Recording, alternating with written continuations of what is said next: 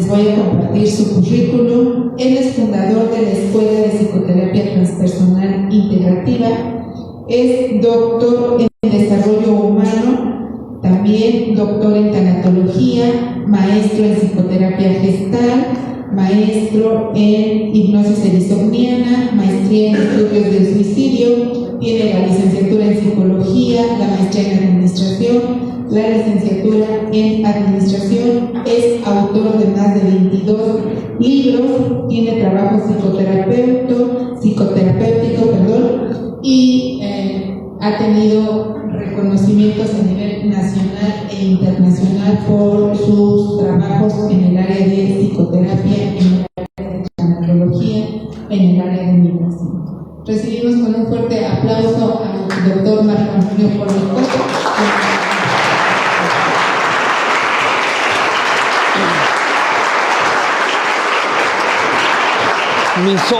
Mis hojas me las movieron. Ok, buenas tardes, muchachos, muchachas. Miren, la intención de que empecemos a ver conferencias a nivel bachillerato y nivel licenciatura es que se vayan acostumbrando a este esquema. En muchas de las ocasiones le damos muy poca importancia a lo que es la formación integral y creemos que solo basta con ir acreditando las asignaturas. Quiero decirles que eso es importante, pero no necesariamente lo mejor que pueden hacer. Para formarse se requiere estar más comprometido de lo que parece. A veces cuando somos jóvenes, y me refiero a mí cuando fui joven, pues me valía madres. Y le daba muy poco peso y muy poca importancia a eso. Con los años fui aprendiendo que si yo no poseía una buena cultura, si yo no me podía relacionar de una manera fácil, iba a tener muchas complicaciones. Y les pongo el ejemplo con algunas instituciones. Tengo muchos amigos, he sido presidente de varias asociaciones politécnicas, y uno de los problemas que tienen los muchachos politécnicos cuando egresan es que no pueden decir 3 frases juntas para solicitar un empleo. Tienen toda la información que deben de poseer, toda, son buenísimos, pero no pueden relacionarse. Y parte de que no pueden relacionarse es porque no agarraron cultura general, sino solamente se enfocaron a un trabajo específico o a una información específica. El conocimiento es mucho más que información, y el conocimiento, hay una parte que depende mucho de ustedes. Y mucho de eso que depende de ustedes tiene que ver con que asistan a lugares donde hay cultura. Por ejemplo, museos. Por ejemplo, conferencias. Por ejemplo, cualquier manifestación que se pueda dar, por sencilla o por compleja que pueda existir. Hace unos días estuvimos en la Feria del Libro con conferencias magistrales maravillosas. ¿Pero qué creen? Autores internacionales con 20 personas sentadas escuchándolos. Porque no le damos esa importancia. Pero más aún, a veces nos olvida que nosotros somos parte de un complejo social que requiere un conocimiento pleno de qué es lo que quiero, cómo lo quiero y por qué lo quiero. Y entonces nos encontramos que a veces le damos muy poco peso a los acontecimientos históricos más recientes. Y en ese sentido, para nosotros, abrimos el ciclo de conferencias que van a tener por lo menos una vez mensualmente, y que muchas de esas conferencias versarán sobre aspectos psicológicos, psicoterapéuticos, administrativos, sociales, éticos, y todo aquello que pueda completar su educación de tal manera que podamos tener un desarrollo integral. Por cierto, los felicito a los de bachillerato, porque lo que hicieron para el 20 de noviembre fue maravilloso, y les aseguro que por mucho lo hicieron excelente y lo hicieron muy, muy bien. Partiendo de esto, quiero hablar con ustedes de lo que es un líder. Y un líder, entre otras cosas, debe de poseer un conjunto de habilidades directivas. Y ese conjunto de habilidades directivas tienden a influir en la forma de ser o actuar de las personas en su grupo de trabajo determinado, porque buscamos el logro de los objetivos de las metas, que están dentro de una organización. Y miren, a través del tiempo he tenido la posibilidad de conocer varios líderes o varios que se presentan como líderes. Uno de ellos, el pseudo líder. Hace muchos años, cuando fui funcionario público a nivel nacional, me encontré que nombraron a un coordinador estatal de educación tecnológica industrial en Sinaloa. Cuando tuve la oportunidad de estar con él, llevaba una maquinita, una computadora, una especie de teléfono celular más grandecito que era una computadora de juego. Me llamó la atención que la tuviera, y durante toda la reunión donde estábamos tratando temas relacionados principalmente al pago de trabajadores de la educación del estado de Sinaloa, él estaba con la maquinita y yo dije, va a ser bien chingón este cuate, porque de lleno que está planteando problemáticas y está viendo cómo vamos a salir de este problema de que tenemos mucha gente que no cobra. No, que estaba jugando. Cuando pregunté, bueno, ¿y él quién es? ¿Cómo llegó a ser coordinador, que es un puesto muy alto? Y me dijeron, es que es sobrino de un amigo del presidente de la República. Entonces yo dije, vamos a hacer de cuenta que no existe y vamos a ponernos a trabajar. Y que después él se lleve los premios, pero no podemos dejar a la gente sin cobrar porque este cuate no entienda qué significa ser líder. También tenemos lo que yo he llamado los fifis, el que juega a jugar a ser administrador. Miren, hace muchos años los políticos estaban de un lado y del otro lado estaban los empresarios. Se llevaban bien, a veces se peleaban, pero cada uno estaba de su lado. En el 2000 llega a la presidencia Vicente Fox y los empresarios se volvieron políticos y los políticos se volvieron empresarios. Y entonces muchos de estos empresarios quisieron hacer pininos en la política y en sus empresas dejaron a sus hijos. Y muchos de sus hijos no estaban listos para ser empresarios, no llevaban el caminito que ellos habían llevado. ¿Qué sucedió? Que jugaban a ser empresarios, jugaban a ser líderes, y uno de los ejemplos más conocidos es de Claudio X González. ¿Alguien de ustedes ha oído hablar quién es Claudio X González? Bueno, Claudio X González es el dirigente de la Marea Rosa, el del grupo de oposición que principalmente estuvo en el tiempo de López Obrador intentando y frenando todos los cambios que él proponía. Él es hijo de Claudio X González Papa, que sí es un empresario, y que cuando él se retira deja a su hijo. El hijo, hasta el momento aproximadamente, ha perdido el 30% del valor de la empresa, porque quiere jugar a ser líder, quiere jugar a ser político y quiere jugar a ser empresario. Y si él sigue por ese camino, la siguiente generación posiblemente ya no sean empresarios de alto nivel.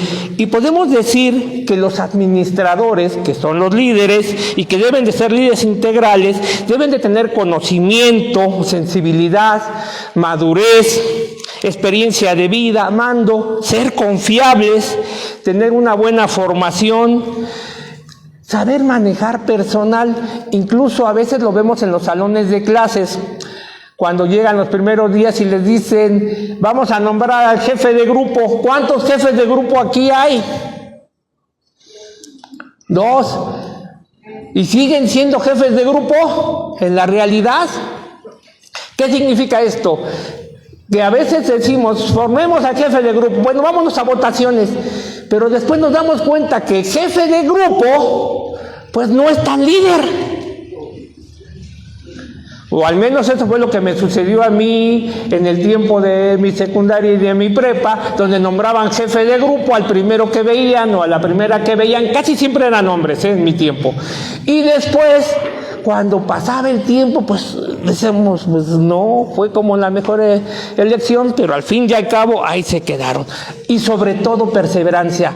A veces se platica que él es muy inteligente, él es muy listo, él es muy abusado, pero qué tan perseverante es. Y les puedo asegurar que en esta vida pesa más la perseverancia, por mucho, que la inteligencia, porque además la inteligencia es una cuestión muy subjetiva y va a depender de la forma en que se mida para llegar a hablar de ella. No hay un líder en una organización, por ejemplo en el INPO, no hay un líder, hay un conjunto de líderes. Por ejemplo, tenemos a la directora general, a la directora del plantel, a los distintos jefes de oficina, a nuestros decanos, a nuestros profesores, al jefe de mantenimiento, a otros jefes de oficina. Vamos bajando. Entonces hablamos de distintos líderes, pero cada uno tiene que cumplir una función específica. Y a veces para la organización puede costar trabajo entenderlo. Yo les pregunto, ¿cómo funcionan sus casas? ¿Quién es el líder principal en casa?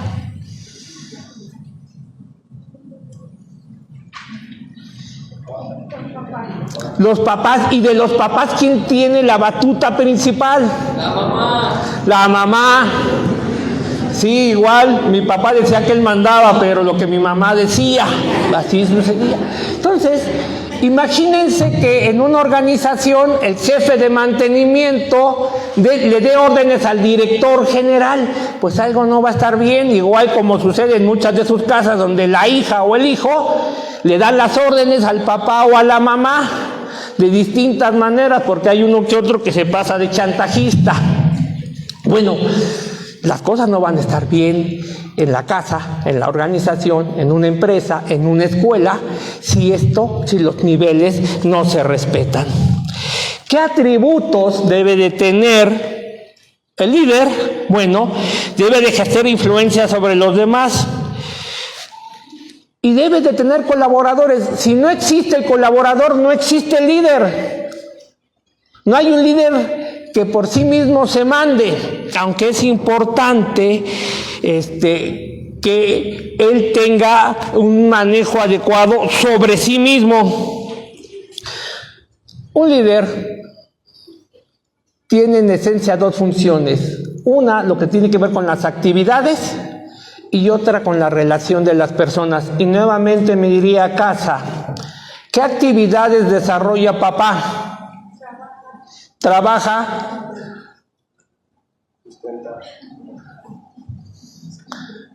¿Te estabas estirando? Sí, ok. ¿Qué actividades desarrolla tu papá en casa? ¿Mande? Es que, perdón, no escucho bien.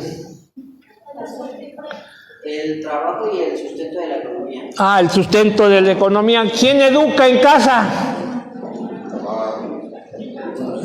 Mamá. Bueno, esto es algo que se ha estado buscando modificar. Y se ha estado buscando modificar porque tiene que ver con una visión muy atrasada en la cual papá es proveedor y mamá se encarga de todos los asuntos de casa, cuando en la realidad hoy en día muchas mamás son proveedoras y muchos papás se encargan de asuntos específicos en casa. Cuando hablamos de los líderes, tenemos que tener en claro que hay de dos tipos: los nutritivos y los tóxicos, los que están bien peleados con la vida. Y el líder tóxico fomenta relaciones tóxicas y el líder nutritivo fomenta relaciones nutritivas. Y aquí ponemos un ejemplo que regularmente ocupamos mucho en la administración y que le llamamos el síndrome de la carreta. Y en una carreta regularmente hay quien se encargue de dirigir hacia dónde va la carreta, pero también está quien jala y empuja la carreta, ese es un colaborador. Pero también está quienes se suben a la carreta y quieren vivir de a pechito ahí arriba de la carreta. Incluso nosotros hemos tenido muchas experiencias con respecto a eso de colaboradores que nos han dicho, es que yo soy 100% INPO.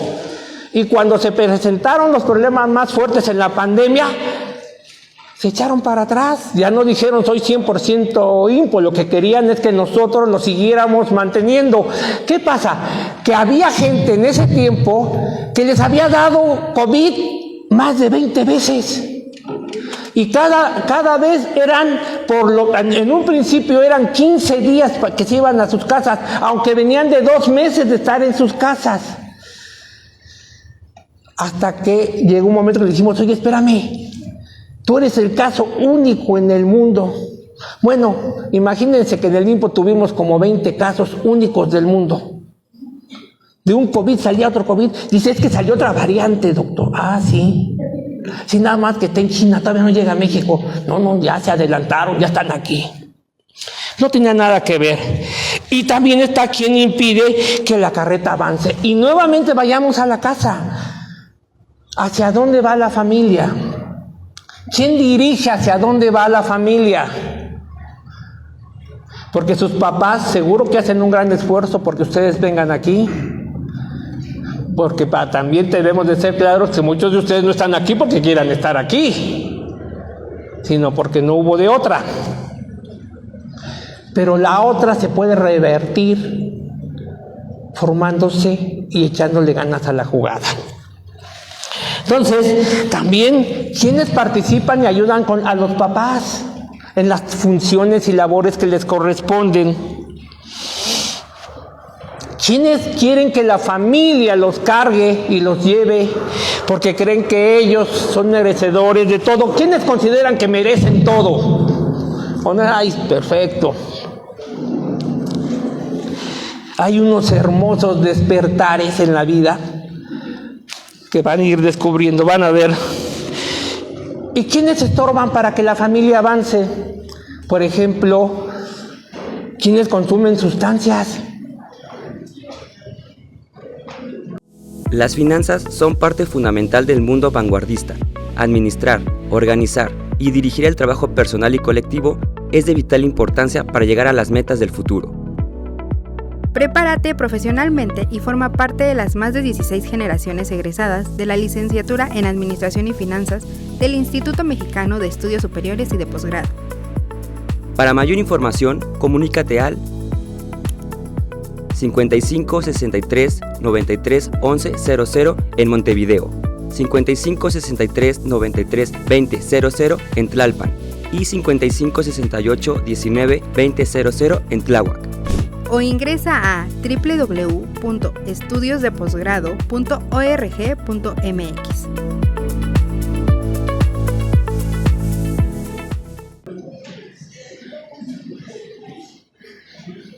¿Quiénes manipulan a papá o a mamá porque necesitan más atención? ¿Quiénes les exigen por encima de la capacidad familiar, no importa que se endeuden? Bueno, pues estos son de los que estamos hablando. Y fíjense, ya entrando un poquito más a fondo de esto, podemos decir que tenemos lo que es el liderazgo. Y el liderazgo no es otra cosa que el proceso por medio del cual un líder lleva a cabo sus propósitos. Quiero decirles que el líder está en función de dos cosas, de saber ser líder. Este es como el caso de aquel que quiere lograr un propósito, pero no hace nada para lograrlo. Quiere vivir bien, pero no hace nada. Quiere tener todo, pero que le llegue de a pechito. Quiere que el esfuerzo sea de los demás. A esto le llamamos autoliderazgo. Ahora, algo que deben de conocer es que en este país han existido distintas formas de ver. Primero es el conocimiento hacia adentro de la empresa, de la organización, como ustedes deben de conocer cómo funciona su familia, y después viene el conocimiento en dónde está enmarcado su familia. Al primero le llamamos microcontexto, que es parte de lo que ustedes tienen a la mano, y otro es el macrocontexto, que es en esencia lo que quiero que platiquemos el día de hoy y que tiene que ver con la forma en que ustedes reciben educación dentro y fuera de casa, dentro y fuera del INPO. Y en México han existido distintos modelos, sobre todo el modelo sociopolítico-económico, siempre están de la mano. Pocas veces los oímos hablar o oímos hablar de ellos, sin embargo están ahí. A veces, como ahora, a ustedes les está tocando un tiempo donde hay dos modelos que están en pugna, que están luchando para sobrevivir. los modelos no se establecen por decreto. No es que llegue alguien y diga, a partir de ahora va a haber este modelo, o a partir de mañana cambiaremos de modelo. No, es la sociedad y sobre todo las condiciones específicas de lo que hoy en el mundo se está llevando a cabo, porque está globalizado, aunque México tiene características muy específicas.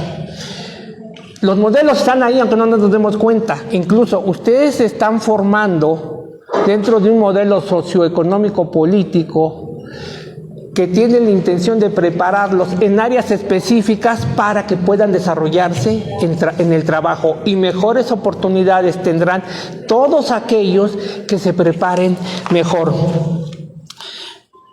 Hasta ahora en México han existido 5 modelos. Los primeros fueron postrevolucionarios, sustitución de importaciones. Éramos un país que prácticamente agrícola, casi todo lo comprábamos del extranjero, salvo los productos agrícolas, pero la industria era muy incipiente, casi todas las piezas llegaban acá. Crecimos y llegamos a un modelo que se llamó desarrollo estabilizador, hasta que se presenta un modelo al cual se le conoció como el milagro mexicano. Quiero decirles que yo nací en este modelo, en el milagro mexicano, y que en este modelo uno trabajaba y las familias eran más numerosas y estábamos ahí. Pero este modelo tenía un costo, y era que la opresión para los que querían emerger eran muy pocas. Esto llevó a situaciones muy complicadas. En el milagro mexicano, que se da hacia el final de la era de Luis Echeverría Álvarez, presidente de México, y tal vez el presidente más sanguinario que ha tenido México y el más malvado, se rompió el equilibrio del modelo. Hubo bajo crecimiento. Eso que donde íbamos creciendo empezó a decrecer. Se incrementó la deuda externa. Era común hablar de lo que estaba sucediendo con la deuda externa, el aumento de la pobreza, las guerrillas de los años 70 y 80, y que yo en lo personal participé en una en los años 80. Las protestas de los estudiantes del 68 y 71 fueron aplastadas por medio de extrema violencia. La matanza de Tlatelolco, de la cual seguramente ustedes han escuchado, fue tremenda. Pero también hubo otra que se conoció como Jueves de Corpus y que se dio en el casco de Santo Tomás. Todos los que andábamos por ahí en el casco de Santo Tomás en ese tiempo pudimos estar cerca de ella. Esto provocó que los estudiantes dejaran de salir a protestar con mantas y pancartas como se hacía en ese tiempo, y entonces empezaron a protestar algunos de ellos por medio de las armas. Pero ¿qué podían hacer si la mayoría de las armas que poseía el ejército eran fusiles, y la mayoría de las armas que poseía los movimientos de guerrilla eran pistolas, la mayoría calibre 22 o calibre 38, que nada tenían que hacer con las armas y que las guerrillas prácticamente fueron aplastadas? De hecho, una de las grandes recomendaciones que les hago es: investiguen los movimientos armados en México, pero no de la revolución, lo que vino en los años 70 y 80. No es un grupo, es un conjunto de grupos que protestaron, y casi todos esos grupos fueron aplastados. Esto dio paso a un nuevo modelo para entonces, del cual seguramente algunos de ustedes han oído hablar mucho, el conocido como neoliberalismo.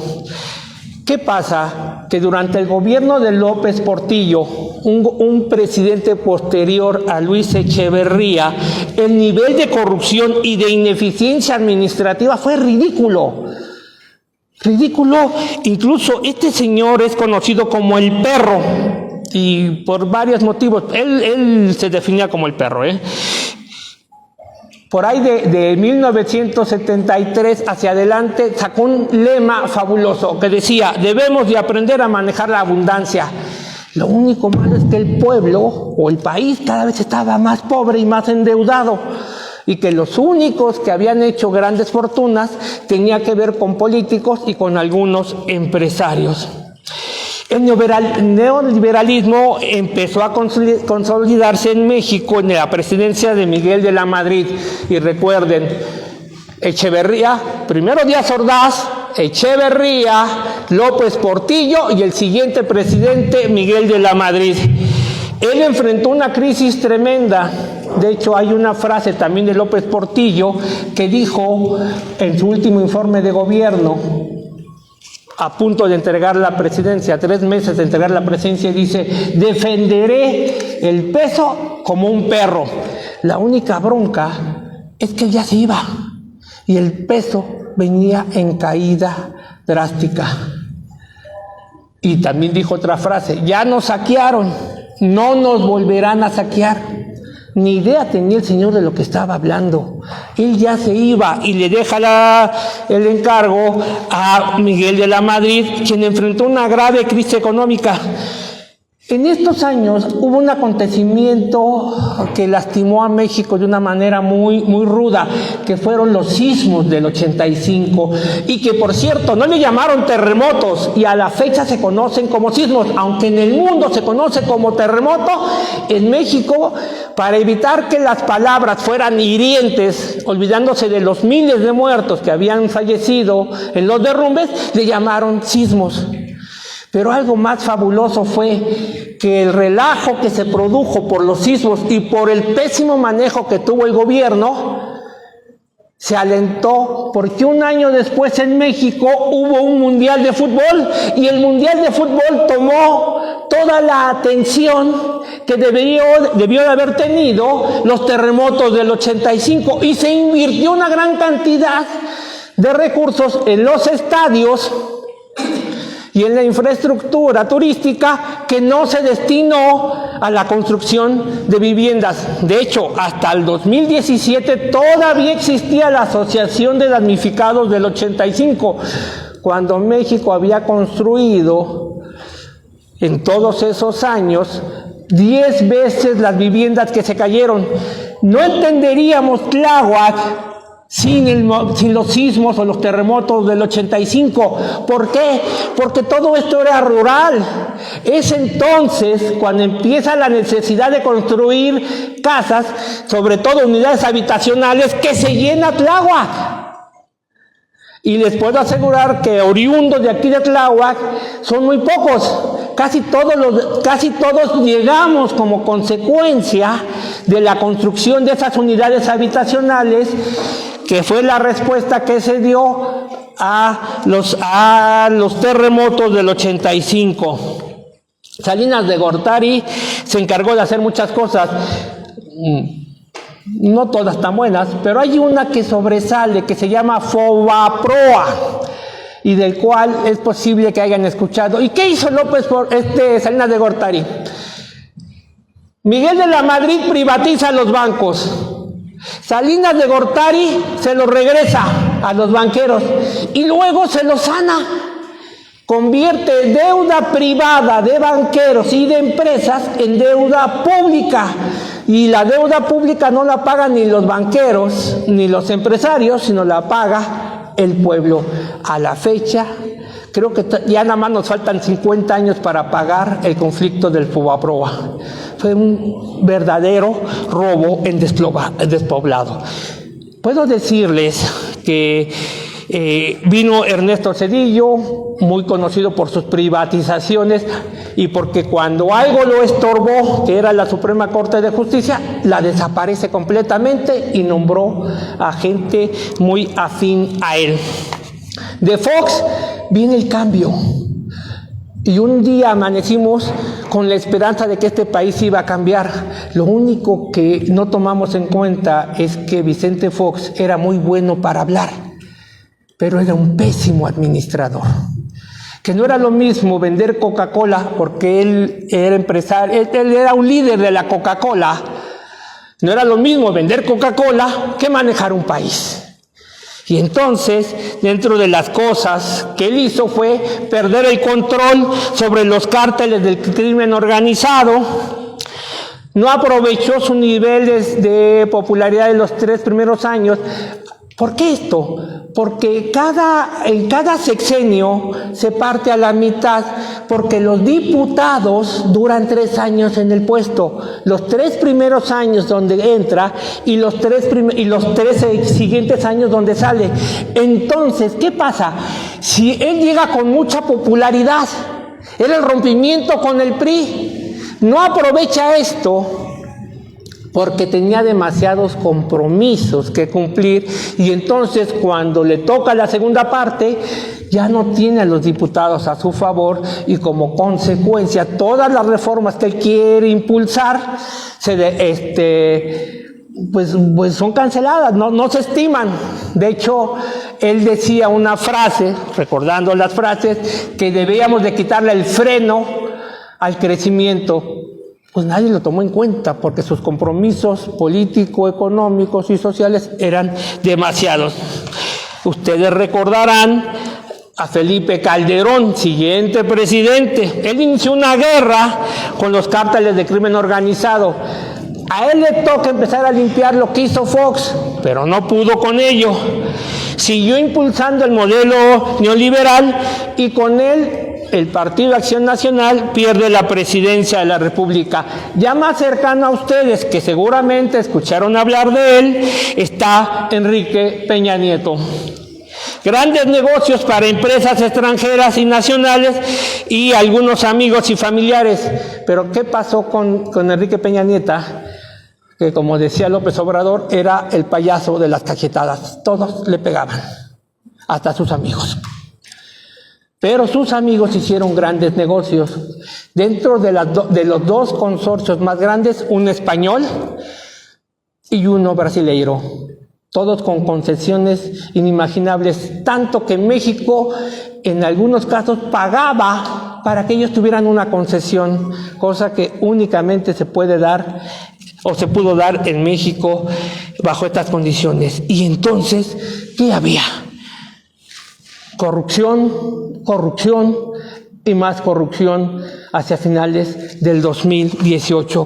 ¿Qué características trajo el neoliberalismo? La privatización, Telmex, aerolíneas, bancos, ferrocarriles, electricidad, áreas naturales, sobre todo para extraer los recursos. Hace poquito se quitó una allí en Quintana Roo, donde lo que hacían era llevarse la caliza para formar cal al costo de destruir los manglares.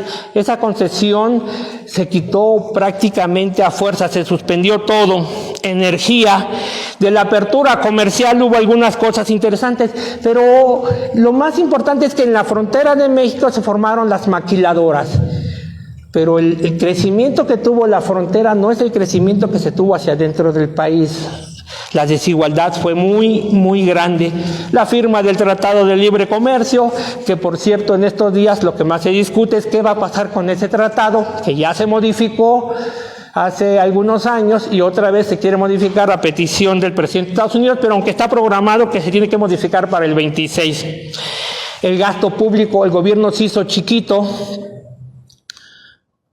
buscando que las empresas crecieran y que invirtieran, pero solo invertían aquellos que tenían a los amigos y aquellos que pagaban sobornos para tener las cuestiones. Se buscó reducir la intervención del gobierno en los mercados y con ello debilitó mucho su funcionamiento. La participación reducida del gobierno y permitir que el mercado se autorregule sin tomar en cuenta que había otros factores, como el caso de la corrupción, el nepotismo, el control de los sindicatos, de los medios masivos de comunicación, la represión de los grupos de oposición, pues formaron un caldo de cultivo muy, muy desigual. ¿Qué impacto tuvo en la sociedad? Pobreza. Y entonces un grupo muy interesante de mexicanos pasaron de ser pobres a ser pobres extremos. Un grupo interesante pasaron de ser de clase media baja a ser baja. Y así sucesivamente. Pero hacia arriba el rico se volvió más rico. Tanto que por muchos años México tuvo al hombre más rico del mundo. Y los 10 hombres más ricos de México estaban en la lista de los 100 más ricos del mundo. Era como contradictorio cómo un país con tantos pobres tuviera tan poquitos ricos. A nivel de empresas se formó algo que llamamos nosotros el outsourcing, que lo que quiere decir que las empresas grandes lo que hacían era formar empresas chiquitas, a todos los trabajadores los cargaban a la empresa chiquita y si había algún problema la desaparecían. Y entonces la empresa grande ya no se veía afectada por este tipo de cuestiones en caso de que algún sindicato quisiera protestar. Los movimientos sociales fueron grandes, muy grandes, y el más conocido fue el movimiento del 94, la irrupción zapatista, pero quiero decirles que en los 80s hubo varios movimientos. Yo me formé en la Universidad Autónoma Metropolitana en los años 80. De la Universidad Autónoma Metropolitana salió la guerrilla de zapatista, pero también salieron otras guerrillas. Una guerrilla urbana, que por cierto duró muy poquito, falta de recursos para poderla llevar a cabo. Con esto surge una respuesta que llamamos humanismo mexicano. Casi siempre piensan que López Obrador es quien diseña y lleva el humanismo mexicano. No, es una necesidad de la sociedad. Si no ha sido López Obrador, sería otro. Sin embargo, él se encargó de llevarla. Él tiene una historia muy interesante de protesta que valdría la pena en algún momento hablar específicamente de los grandes líderes de México y seguramente él estará ahí presente. Con la gran crisis que se da durante el gobierno de Salinas, de Zedillo, aunque Zedillo estabiliza medianamente la economía, con Fox empieza a decaer, con Calderón va hacia abajo y finalmente con Peña Nieto anda en los suelos, surge una respuesta, y esa respuesta va a ser el humanismo mexicano. Su antecedente se da en los años 2000, cuando López Obrador se convierte en jefe de gobierno de la Ciudad de México, y entonces él impone para la Ciudad de México un programa social para adultos mayores. En ese momento, aunque existían algunos programas sociales, no tenían la menor repercusión. Este programa social sí impactó. Y bajo el lema, por el bien de todos, primero los pobres, se lanza la búsqueda de la presidencia de la República en el 2006. Cabe hacer mención que hay algo que se conoce como Pacto de las Lomas. Hoy en día ya debe estar en algunos libros, pero en su momento se pensó que era ficción y que era una locura de López Obrador. No, sí existió el Pacto de las Lomas. ¿En qué consistió el Pacto de las Lomas? Los principales empresarios se reunieron con ministros de la Suprema Corte, nada que ver con lo que pasó el año pasado, es pura coincidencia, con los principales políticos de los partidos de oposición PRI, PAN, para que todos juntos frenaran la llegada de López Obrador en el 2006. Un personaje muy sobresaliente es Claudio X González Papá, que es el que dirige toda la situación para que incluso los panistas votaran a favor de Peña Nieto. Y también hizo que llegara una investigación muy importante sobre los allegados de López Obrador. Esa investigación primero fue sobre López Obrador. Como no le encontraron nada, buscaron en sus colaboradores y agarraron a dos. Uno jugando cartas en Las Vegas, que era su secretario de Finanzas, y otro que era quien llevaba su campaña y a quien después se le conoció como el señor de las ligas, porque recibió sobornos por parte de un empresario argentino. Pregúntoles cómo se llamaba este empresario argentino, que además era futbolero, fue dueño de León. Carlos Ahumada. Sacan los videos, Televisa y TV Azteca se ponen de acuerdo para que no haya contestación de López Obrador y lo sacan de la jugada 3 días. que en tiempos de campaña es demasiado, no consigue, la votación se hace muy reducida, pero pasa algo muy interesante, que si en ese momento hubiera llegado López Obrador, prácticamente nada hubiera podido hacer, porque no tenía ni un tipo de mayoría. Al final de cuentas, el humanismo mexicano propone un bienestar compartido, que el gobierno sea fuerte para que ese bienestar pueda ser distribuido a través de programas sociales, distribución justa de la riqueza, y obliga a los empresarios a pagar impuestos, porque la mayoría de los empresarios importantes no pagaban impuestos, tenían excepciones, o sea, más bien en algunos casos el gobierno les pagaba. El combate a la corrupción, que por cierto es uno de los grandes flagelos que tenemos los mexicanos. Se supone, de acuerdo a la Constitución, que todo poder público dimana del pueblo y se instituye en beneficio de y sobre todo la soberanía nacional. Pero ahora, ¿qué sucedió? ¿Por qué López Obrador no pudo terminar con el neoliberalismo? Porque no estaba en condiciones todavía el país de dar el gran paso. Cada vez que se quería hacer un cambio, rápidamente era aplastado. ¿Quién lo aplastaba? Que el movimiento de López Obrador no tenía mayoría en el Congreso de la Unión, pero tampoco tenía control sobre la Suprema Corte de Justicia. Y hoy en día se habla mucho de que la Suprema Corte de Justicia es el tercer poder y que es un poder independiente y que viva la democracia. En México no ha sido así.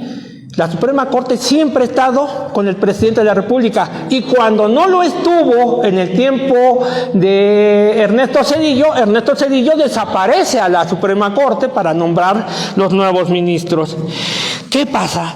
Que López Obrador no pudo lanzar la reforma al Poder Judicial, no pudo pasar la reforma energética porque le pegaba a los españoles y a los brasileiros, no pudo sacar la electoral, no pudo sacar la eléctrica tampoco, la mayoría de sus programas no pasaron. Pero el domingo 2 de junio de este año, el obstáculo que representaba el Congreso de la Unión prácticamente desapareció.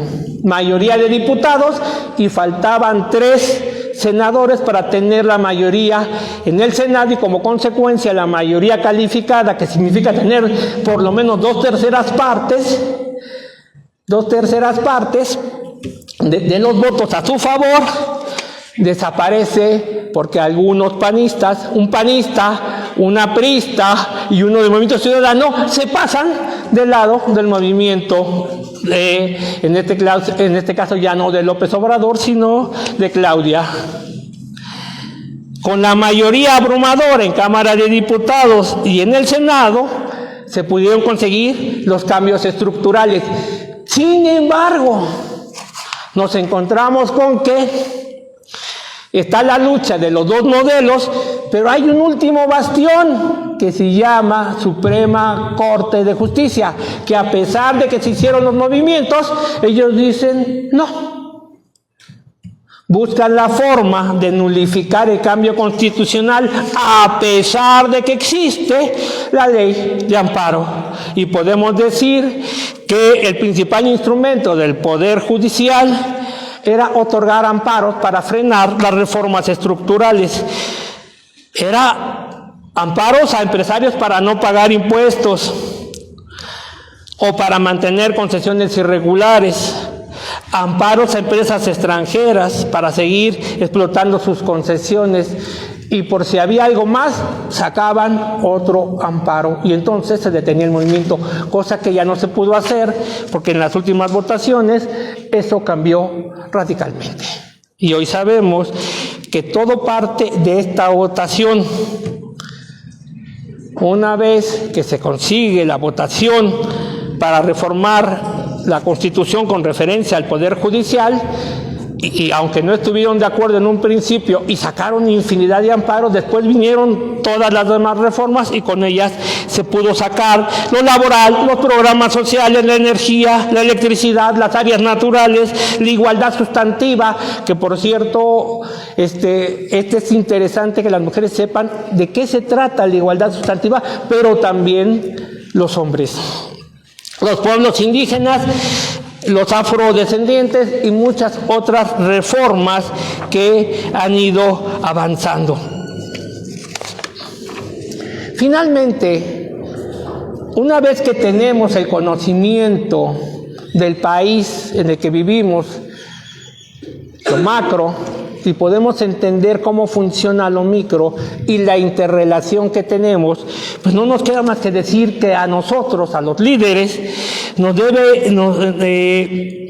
debemos de tener el conocimiento amplio de la situación del modelo que impera, porque este va a marcar hacia dónde van a ir muchos de ustedes, aunque no se den cuenta. Y la toma de decisiones va a estar influida por estos aspectos. Hace años nosotros tomamos la decisión de avanzar despacio pero firme y otras instituciones decidieron avanzar muy rápido. Hace años existió una institución que tenía un montón de escuelas a nivel superior. Hoy en día esa institución solo tiene 3 escuelas y tiene menos de la tercera parte de lo que tiene el INPO. No tomaron en cuenta el modelo. Hubo otra empresa que sí tomó el modelo, sí tomó muy en cuenta el modelo porque fue beneficiada por el modelo, y me refiero al TEC de Monterrey. Abrieron un campus en casi todo el país. ¿Por qué? Porque en su momento Vicente Fox, que fue egresado del TEC de Monterrey, les facilitó el crecimiento. Y eso permitió que ellos crecieran. Ellos crecieron tomando en cuenta el modelo y a favor del modelo. Otra empresa educativa en la cual yo estudié en algún momento, también quiso crecer muy grande, muy rápido, sin tomar en cuenta el modelo y sin tomar en cuenta que no tenía a favor de sí el mercado, y prácticamente desapareció en lo que es la Ciudad de México. Las empresas privadas, y muchos de ustedes trabajarán para ellas, deben de tener claro que deben compartir las actividades con las empresas públicas y deben de ser eficientes como tenemos que ser nosotros. Y miren, volvería a decirles, tienen que ser eficientes con respecto a lo que hay en casa, lo que da su familia. Y tienen que ser eficientes para hacer que cada recurso que sale de su casa sea bien gastado. Recuerden que de su casa, de sus padres, sale un recurso económico para pagar sus colegiaturas. ¿Qué tanto lo quieres aprovechar? ¿Qué tanto estás dispuesto a serle leal a tu familia? Y sobre todo a serte leal a ti. No está peleado bromear, jugar, divertirse con estudiar. De hecho, algo que aprendí en mi vida es que si me divierto estudiando, todo se hace muy fácil, como lo hago con el trabajo. Me divierto trabajando y se me hace muy fácil. Sobre todo en el sentido de que, en el caso de ustedes, sean responsables de que en ustedes están puestos por mucho varios de los proyectos que tiene la familia y que sus padres y sus familiares buscan que ustedes puedan salir adelante. Si ustedes hacen conciencia de ello, seguramente los resultados estarán a la vista muy pronto. Les deseo una excelente permanencia en el INPO durante su bachillerato y cuando concluya vayan a las instituciones donde quieran desarrollarse, pero fórmense aquí. Fórmense aquí. Y por eso mismo, durante todo este tiempo vamos a tener muchas actividades socioculturales y muchas conferencias para que ustedes estén puestos al crecimiento y desarrollo de sus habilidades. Les pregunto finalmente, ¿quiénes de ustedes piensan ir en superior a estudiar administración? A ver, ponte de pie. Ese es el pinche desmadre que quiero que evitemos. ¿Alguien más piensa estudiar administración? economía, finanzas, mercadotecnia. Ponte de pie. Comunicación. Nadie. Maestra Anabel, estos dos muchachos, que se hable con sus padres y que se les invite al Congreso de Administración, al Congreso Internacional de Administración, este fin de semana, que se cheque con ellos si quieren asistir, y si quieren asistir, los llevamos y los traemos, ¿sale? Muchas gracias. Bueno, muchachos, quiéranse mucho, quieran a sus seres queridos, respétense. Muchas gracias por su atención. Excelente tarde.